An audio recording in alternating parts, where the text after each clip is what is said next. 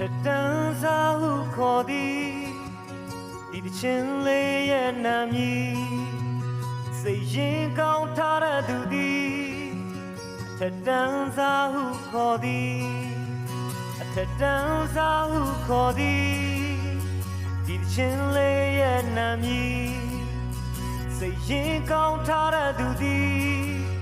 အထက်တန်းစားဟုခေါ်သည်ကိုယ်တိုင်သာစင်မပြေခြင်းနဲ့တွေ့ကြုံသည်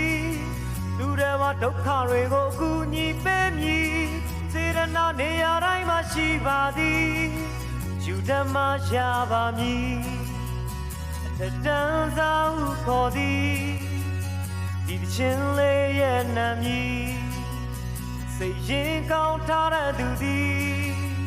အထက်တန်းစားဟုခေါ်သည်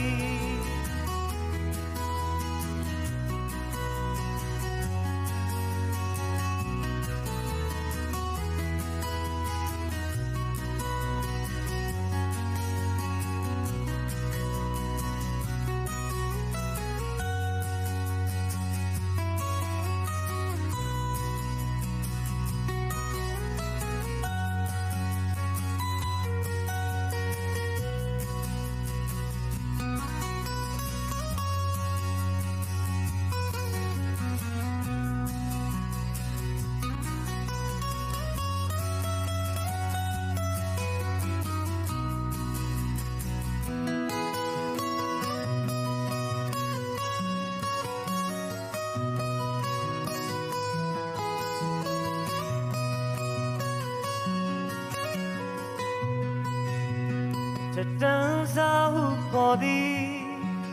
ဒီတချင်းလေးရဲ့နာမည်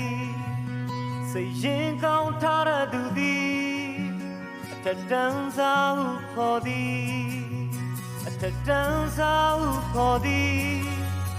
ဒီတချင်းလေးရဲ့နာမည်စိတ်ရင်ကောင်းထားတဲ့သူသည်အထက်တန်းစားဟုခေါ်သည်ကိုယ်တိုင်သာစင်မပြေခြင်းနဲ့တွေ့ကြုံသည်